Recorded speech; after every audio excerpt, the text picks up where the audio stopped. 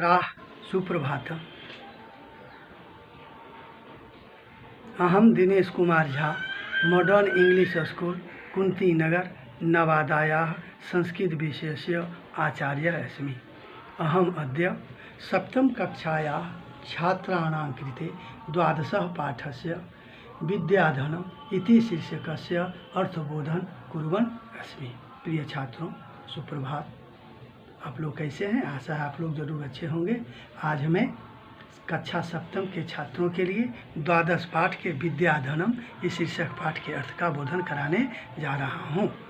श्लोक का वाचन मैं पहले ही करवा चुका हूँ, इसलिए आप लोग ध्यान से इस अर्थ का बोधन करेंगे। अब सुने, विद्याधनम शीर्षक है विद्याधनम, यानी विद्या रूपी धन, विद्या का धन। ध्यान से सुनेंगे। कहा जाता है विद्यायाः धनम इति विद्याधन, माने विद्या का धन ही विद्याधन कहलाता है, या विद्या रूपी धन ही कह सकते हैं। देखिए श्लोक है, न चौरहार्यं न च राजहार्यं न भ्रातृभाज्यं न च भारकारी व्यये कृते वर्धत एव नित्यं विद्याधनं सर्वधनं प्रधानम्। इस श्लोक में विद्या की महिमा का बखान किया गया है। कहा जा रहा है कि विद्या एक ऐसा धन है जिसे न चोर चुरा सकते हैं, न राजा ही छीन सकता है, न भाई बांट सकते हैं, और न यह बोझ ही साबित होता है। व्ययकृते वर्धते एव नित्यम, विद्या ऐसा धन है जिसे हम प्रतिदिन खर्च करते हैं तो यह खर्च करने पर और प्रतिदिन वृद्धि को प्राप्त करता जाता है। इसलिए कहा गया है विद्याधनम सर्वधन प्रधानम, विद्याधन सभी धनों में से प्रधान है।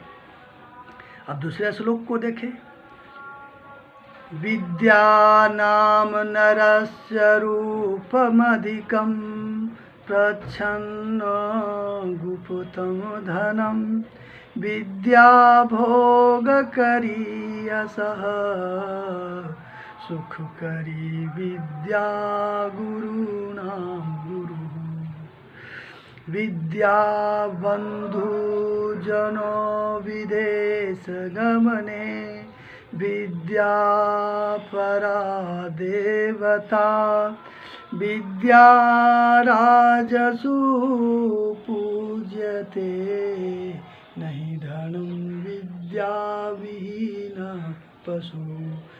ध्यान से बच्चों सुनोगे, इसमें पुनः विद्या के बारे में ही कहा गया है कि विद्या नाम नरस्य रूपम अधिकम प्रच्छन्न गुप्तम धन। प्रच्छन्न मतलब होता है छिपा हुआ।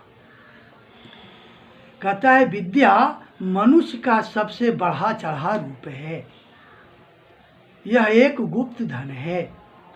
विद्या भोग करी यशः सुख करी, कहता है विद्या भोगों को दिलाने वाली है, यश को दिलाने वाली है तथा सुख प्रदान करने वाली है। विद्या गुरूणां गुरु, विद्या गुरुओं का भी गुरु है। विद्या बंधु जनो विदेश गमने, विद्या परा देवता। कहा गया है कि विदेश जाने पर, माने घर से बाहर जाने पर विद्या बंधु यानी परिवार की भांति कार्य करती है। विद्या परा देवता, विद्या सभी देवताओं में से बढ़कर के है। परा मतलब होता है सबसे बड़ी, विद्या ही सबसे बड़ी देवी मानी गई है, देवता मानी गई। विद्या राजसु पूज्यते, विद्या राजाओं में भी पूजी जाती है, नहीं धनम, न कि धन। इसलिए कहा गया है विद्या विहीन पशु, विद्या से जो व्यक्ति विहीन होते हैं वह पशु की भांति होते हैं। अब देखिए हम लोग तीसरा श्लोक को देखेंगे। केयूराह न विभूषयन्ति पुरुषं हारा न चन्द्रोज्ज्वलाः न स्नानं न विलेपनं न कुसुमं नालङ्कृता मूर्धजा। वाण्येकाशमलङ्करोति पुरुषं या संस्कृता धार्यते क्षीयन्तेऽखिलभूषणानि सततं वागभूषणं भूषणम। कहा गया है, ध्यान से सुनेंगे, केयूरा माने होता है बाजूबंद, जो बाह पर पहना जाता है। कहा जाता है केयूरा न विभूषयन्ति पुरुषम हारा न चंद्रोजला। कहा जाता है पुरुषों की शोभा न बाजूबंद पहनने से होती है और न चंद्रमा के समान उज्ज्वल हार को पहनने से ही होती है, न स्नान करने से ही होती है, और न विलेपन मन उबटन लेप आदि लगाने से ही होती है, न कुसुमम अलंकृता मूर्धजा।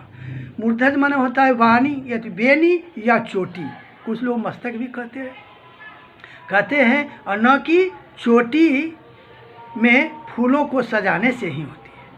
कहते वाण्य का समलम करोति, वाणी ही एक ऐसी चीज़ है जो पुरुषों को अलंकृत करती है, माने अच्छी तरह सुशोभित करती है। या संस्कृताधार्यते, जो संस्कृत को धारण करवाती है ना। विद्या से व्यक्ति संस्कार को धारण करते हैं। व्यक्ति जो है संस्कृत होते हैं, माने परिष्कृत होते हैं, शुद्ध होते हैं। क्षीयन्ते खिल भूषणानि सततम वाग भूषणम भूषणम। कहते हैं उपर्युक्त जितने भी आभूषण कहे गए हैं, ये सभी आभूषण तो एक न एक दिन अवश्य नष्ट हो जाते हैं, लेकिन सत्य मतलब हमेशा वाग रूपी जो भूषण है, वह भूषण हमेशा व्यक्ति के पास मौजूद रहता है। अब हम लोग चौथे श्लोक को देखें, क्या है।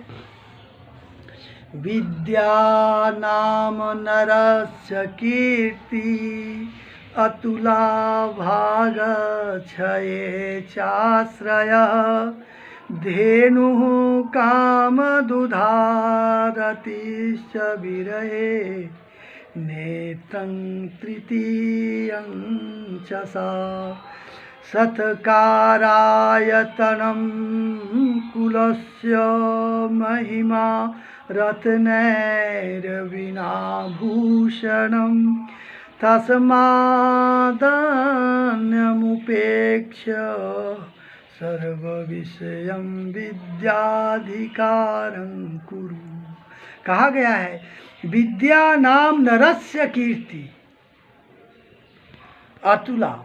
कहते हैं विद्या मनुष्य के, नर माने होता है मनुष्य, विद्या मनुष्य की अतुलनीय कीर्ति है। अतुलनीय कीर्ति मानेंगे जिसकी तुलना किसी से नहीं की गई। विद्या मनुष्य को अतुलनीय कीर्ति प्रदान करती है। भागक क्षय चाश्रय।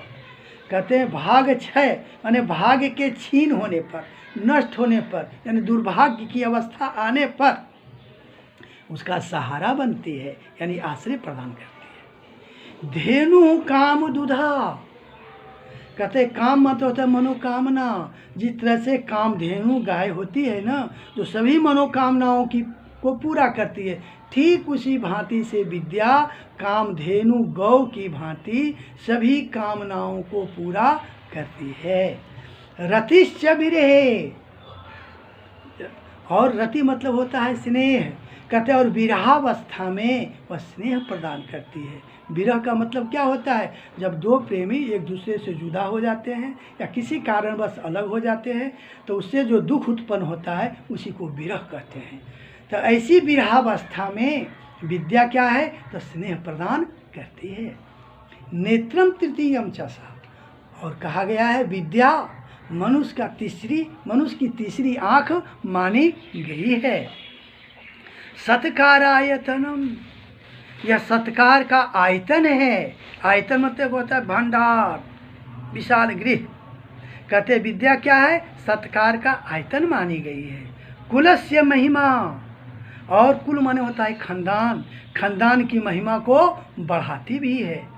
रत्नैर बिना भूषणम, विद्या बिना रत्नों का ही आभूषण मानी गई है।